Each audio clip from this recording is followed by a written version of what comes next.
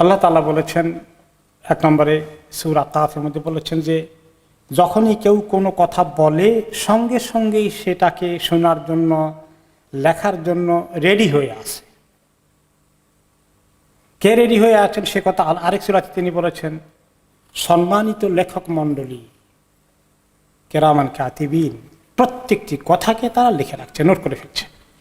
কোনো কথা তারা মিস করেন না, প্রত্যেকটি কথা, চাই আমি জোক করি, হাসাহাসি করি, একজনেরকে ক্রিটিসাইজ করি অথবা ভালো কথা বলি, প্রত্যেকটি কথাকেই লিখে রাখা হচ্ছে।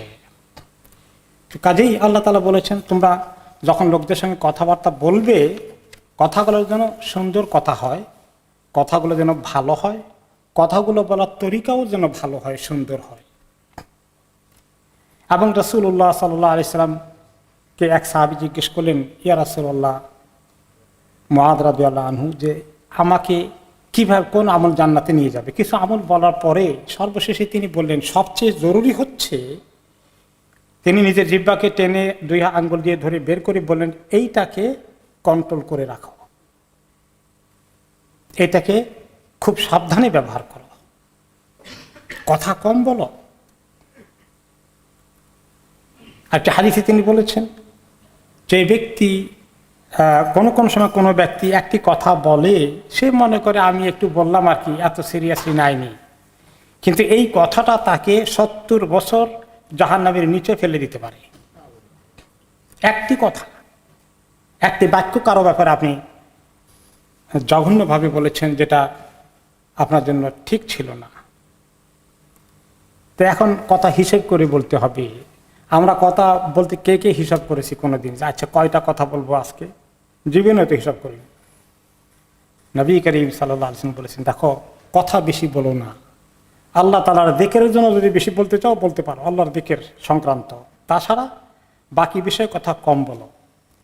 আল্লাহ তাআলার যিকর ছাড়া অতিরিক্ত যে কোনো কথা, বেশি কথা মানুষের অন্তরকে কঠিন করে দেবে তিনি বললেন। এবং আল্লাহ থেকে দূরে, বহু দূরে আল্লাহর রহমত থেকে ওই লোকগুলো যাদের অন্তর কঠিন হয়ে থাকে। তাহলে আল্লাহর কাছে আসতে হলে, অন্তরকে নরম করতে হলে প্রয়োজনীয় কথার বাইরে অতিরিক্ত কথা বলা থেকে আমরা বিরত থাকার চেষ্টা করতে হবে।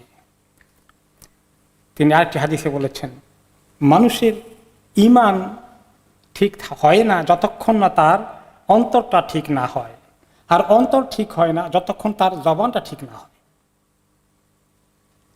তিনি আরেকটি হাদিসে বলেছেন একজন মানুষের সুন্দর ইসলাম, তার ইসলামের ভালো একটা লেভেল হচ্ছে যে তিনি যেটা তার দরকার নাই সেই বিষয়ে কথা বলেন না, সেই বিষয়ে তিনি কনসার্ন হন না।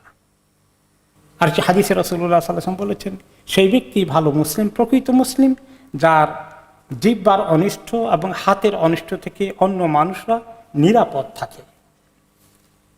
আল্লাহ তাআলা আমাদেরকে তৌফিক দান করুন, আমরা যেন সতর্কভাবে আমাদের জবানকে চালাইতে পারি, কথাবার্তা যেটা দরকার সেটা বলি। আর বন্ধু বান্ধব আড্ডা, এখন শুধু বন্ধু বান্ধবের আড্ডা নয়, ফিজিক্যালি তো এখন বলাই যায় না, লকডাউন হয়ে আছে, কিন্তু সোশ্যাল মিডিয়াতে সারা দুনিয়া খুলে গিয়েছে। এখানে যে সমস্ত মন্তব্য মানুষ করে, মুখের কথা লিখিত আকারে চলে আসে, এটাও কথার হিসাবেই ধরা হবে। এইগুলো যা ভালো কথা আছে এর ভিতরে অবশ্যই কিছু ভালো কথা আছে, কিন্তু অনেক কথাই অপ্রয়োজনীয়, বেহুদা, এবং অন্যের বিষয়ে অপ্রাসঙ্গিক আলোচনা, একজনের পরে আরেকজন মন্তব্য করা, তার সমালোচনা করা চলতেই থাকে, এর কোনো শেষ নেই মনে হয় যেন। এই সমস্ত বিষয়ে আমাদের সময় কি পরিমাণ নষ্ট হয়ে যাচ্ছে, আর ফাঁকি দিয়ে আমরা কতক্ষণ এনজয় করলাম হয়তো বা খুব, কিন্তু পরবর্তী পর্যায়ে কি আফসোস আমাদের করতে হবে, আখেরাতে সমস্ত কিছু লেখা হয়ে গেছে। কি কমেন্ট করেছি সোশ্যাল মিডিয়াতে, মুখে কি বলেছি, সবগুলো লেখা হয়ে গেছে।